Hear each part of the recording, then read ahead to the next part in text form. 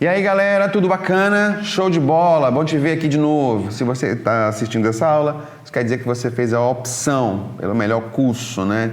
O curso Replay. Nós estamos hoje com a aula de literatura. Aqui é o professor Juscelino Aquino, dando continuidade aos nossos estudos. Bem, no nosso último encontro, nós estávamos trabalhando o que a gente chamou de era colonial. Só recapitulando, a era colonial é justamente o intervalo de tempo em que as produções desse período ainda não têm um caráter propriamente nacionalista, uma cara de Brasil. Era uma extensão ou reprodução daquilo que se fazia na Europa. Esse intervalo de tempo vai desde a chegada do homem europeu aqui na América até o século XIX. Na aula passada, nós vimos, por exemplo, as primeiras produções sobre o Brasil. Daí uma literatura chamada literatura no Brasil, e não propriamente uma literatura do Brasil. Esse primeiro momento, entre 1500 e 1601, tivemos textos que visavam a informação do colono, textos que visavam a catequese do índio e a fortalecimento, a informação da metrópole e a fortalecimento da fé do colono. Na aula de hoje, nós veremos a primeira escola propriamente literária, a primeira produção artística no Brasil. Ela se deu principalmente na região Nordeste. Deixa eu passar aqui para você. Vamos ao nosso slide, que começa assim. Nós vamos estudar hoje o Barroco. Isso mesmo, Barroco. Você já deve ter ouvido esse nome em algum momento, né? Uma arte que se deu aqui no Brasil no século XVII inteiro e metade do século XVIII. Eu quero que primeiro você perceba a extensão de tempo que durou essa estética aqui no Brasil. Primeiro, eu quero que você saiba que ela surgiu na região Nordeste. A arte, nesse momento, acompanha o centro econômico brasileiro. Nesse caso, o Barroco, no Brasil, vai se desenvolver em torno dos engenhos da Bahia e de Pernambuco. Nós vamos ter uma arte chamada de Barroco, que quer dizer arte torta. Professor, esse intervalo de tempo, 1601, que período é esse? Que momento é esse? Por que essa data? A primeira informação dessa data é porque 1601 é a publicação de um livro chamado Prosopopeia, de um autor chamado Bento Teixeira. Professor, que outra data é essa? 1768. Essa data vai ser a data da publicação do primeiro trabalho considerado Arcade aqui no Brasil, onde o marco inicial do nosso arcadismo. Então, são 167 anos. Então, o Barroco, que é uma estética que perdurou a maior extensão aqui no Brasil, óbvio que ela sofreu nuances, alterações e modificações. Nós vamos falar hoje aqui de pintura, de escultura, de arquitetura, da literatura especificamente, né? Sabendo que o Barroco surge no Brasil, é importantíssimo que a gente entenda o contexto histórico em que se desenvolveu essa estética. Lembre, literatura é reflexo, efeito colateral de um momento sociopolítico, socioeconômico, filosófico, ideológico de um momento. Então, literatura é arte e, como reflexo desse contexto, é super importante que entendamos o contexto em que se deu o Barroco, né? Então, vamos lá. O contexto histórico do Barroco. Primeiro, eu quero que você saiba que a Igreja reagiu à Reforma Protestante. Lutero meio que chutou o pau da barraca. Então, a Igreja precisou se reorganizar e reagir. Você conhece esse movimento. Na história, isso se chama de Contra-Reforma. É um movimento em que a Igreja, agora decidindo reconquistar espaços perdidos pela Revolução Protestante, a Igreja reativou o Index, a famosa lista de livros proibidos. A Igreja reativou o Tribunal do Santo Ofício, a famosa Inquisição, dentro de um projeto de reprimir dissidentes dos seus interesses. Mas nós vamos ter também uma reação da Igreja, uma reação artística. Professor, como eu chamaria essa reação artística? Barroco. O Barroco, então, é fruto, filho, a arte da Contra-Reforma. É assim que nós devemos entender. Primeiro, é uma arte cristã.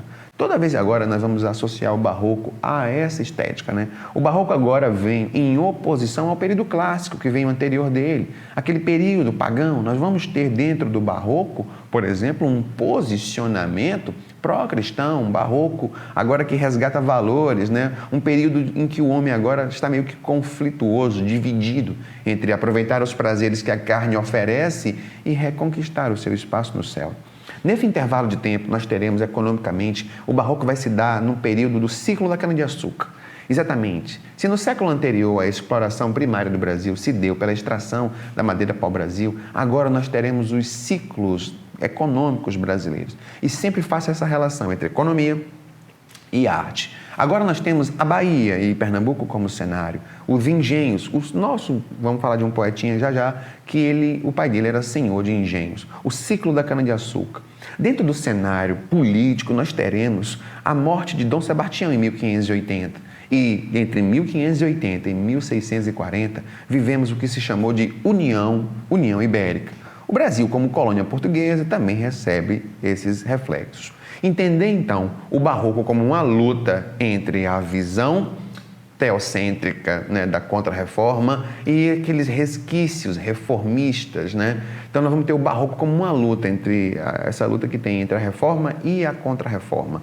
O barroco, então, filho do conflito, filho da confusão, essa escola meio que torta, e é assim que ela recebe o nome, a escola feísta, o barroco, a arte feia, a arte torta, né? A irregular, essa oposição que tinha com a estética anterior. Nós teremos então como características nessa arte aqui. Vamos lá. Teocentrismos versus antropocentrismos. Aquela dicotomia, aquela oposição, o homem dividido, se aproveita ou não os prazeres que a carne oferece ou se resguarda para ganhar o green card, né, lá no céu. O corpo versus alma, a luz versus sombra, né? Nós teremos no barroco dia versus noite. O barroco é a escola da oposição, das duas frentes, o bifrontismo, o torto, o irregular, o assimétrico, o sinuoso. Isso são características do barroco. O bizarro, o medonho. Professor, se eu pensar numa tela, se eu tentar animar esse conceito que você está me dando, como eu entenderia isso? Uma tela Arcade ou uma tela do arcadismo, se você fosse fazer uma pequena pesquisa, encontraria pessoas brincando num bosque. Crianças se divertindo numa tarde ensolarada. Diferente a uma tela barroca. Se você procurar por pintura barroca em qualquer pesquisa que fizer, mínima que seja, você vai encontrar pessoas crucificadas. Você vai ver pessoas sendo decapitadas. O barroco é a escola bizarra. O barroco é a escola do medonho, é a escola do feio, é a escola da luta das cores, da luta de luz e de sombra, né? Corpo, né, que oferece os prazeres da vida, os prazeres terrenos, versus alma, a salvação, o perdão, a morte, né? Isso acaba se refletindo na pintura com as cores, na escultura com o torto e o sinuoso, o torcicolamento das esculturas. Professor, e na literatura isso se reflete como? Na literatura isso se reflete por uma linguagem rebuscada. Vai ser marcado o barroco pelos famosos hipérbatos, por uma utilização excessiva de determinados recursos estilísticos, como figuras de linguagem que dão a ideia de oposição, conflito, né? O barroco vai ser a escola de uma linguagem altamente rebuscada. Vamos então, fazendo uma análise dessa imagem de Bernini, por exemplo, você vê a santidade lutando com o corpo. É como se nós tivéssemos nessa luta um confronto direto, onde o anjo parece figurar uma seta. O nome dessa escultura é O Êxtase de Santa Teresa. Eu perceba que a figura com asas, ela está com o pescoço suavemente torcicolado. Exatamente, o torcicolamento é uma das características da estética do barroco, né? Além dessa riqueza de detalhes, dessa riqueza de pormenores, né? O êxtase de Santa Teresa. Bernini, o famoso escultor, nós temos aí, enquanto a arte pagã, a Michelangelo, na escultura parada, o barroco dá a ideia do movimento. Olha a escultura aí do Bernini, com mais pudor do que a anterior. Se você perceber a ideia do torcicolamento, aqui ambos são Davi, só que um dos Davi está no momento justamente do conflito. Aqui é um momento em que Davi, do Lorenzo Bernini, ele vai justamente lançar a funda, a pedra que vai derrubar o gigante, as oposições, o gigante Golias com o minúsculo Davi, um momento do confronto. Esse torcicolamento, essa riqueza de detalhes, essa riqueza de pormenores. Eu percebo que uma penha, a do Davi, de Michelangelo, é um pouco menor, discreta, racional. A penha que figura, a pedra que segura o Davi do Bernini, é uma pedra um pouco mais com a riqueza de detalhes, um pouco mais de ornamento. Nós teremos nessas esculturas justamente essa riqueza, essa luta. Eu percebo aqui um confronto, né? Na famosa escultura do sequestro, nós temos aí uma imagem de personagens torcicoladas também, daí de Bernini, que vendo em mais detalhes, a riqueza de detalhes, a riqueza de pormenores, parece realmente pessoas petrificadas, né? É uma riqueza de detalhes, até cutícula aparece aqui. Nós teremos, então, Caravaggio como um dos grandes expoentes da pintura. Perceba o contraste de luz e de sombra, como se a luz entrasse em diagonal por uma das janelas ou frestas aí. Personagens absolutamente de braços abertos, como se estivessem numa ação, outros como tem quase um se levantando. Uma ideia de movimentação, uma luta de luz e de sombra. O bizarro, o medonho, uma cena de uma decapitação. O contraste objetivo de uma mulher que arranca a cabeça de um homem numa luta direta, mas eu também percebo uma luta de luz e de sombra, com um fundo escuro, personagens claros. Eu percebo subjetivamente também a juventude dela em oposição à velhice, a oposição dos sexos, uma mulher e um homem, uma jovem e uma velha, a luz e da sombra, e essa é uma característica do barroco. Nós teremos, então, no barroco da literatura, uma utilização para fazer coro com a oposição que se vê em outras artes. Nós vamos ter como característica na literatura o chamado cultismo. É a utilização de forma excessiva de determinados recursos estilísticos. É um jogo de palavras. Como a gente pode ler, uma utilização excessiva de algumas figuras de linguagem, sinestesia, metáforas, as antíteses, famosas figuras de linguagem que dão a ideia de oposição, quente e frio, alegria e tristeza. As figuras de sintaxe, essa dão a ideia de rebuscamento. Hipérbato. Professor, não consigo me lembrar do que é o hipérbato. Fácil, então. O hipérbato é quando você inverte elementos sintáticos, colocando numa ordem incomum. Além de trocadilhos e dubiedades, esses autores gostavam de escrever utilizando o jogo de palavras, e isso é o cultismo. O preciosismo vocabular, a erudição e o rebuscamento da forma. Os cultistas estavam mais preocupados com a forma do que com realmente estavam querendo dizer. Nós teremos então um texto aqui, Gregório de Matos Guerra, A Instabilidade das Coisas do Mundo. Nasce o sol e não dura mais que um dia. Perceba que nós temos aqui o nascer e o não durar. Depois da luz se segue a noite escura. Em tristes sombras morre a formosura, em contínuas tristezas a alegria. Porém se acaba o sol porque nascia, se é tão formosa a luz porque não dura, como a beleza assim se transfigura, como o gosto da pena assim se fia. Mas no sol e na luz falta firmeza, na formosura não se dê constância, e na alegria sinta-se tristeza. Começa o mundo, enfim, pela ignorância e tem qualquer dos bens por natureza, a firmeza somente na inconstância. Vamos lá, vem comigo, vamos fazer a análise desse texto. Nessa primeira estrofe, por exemplo, eu percebo uma luta.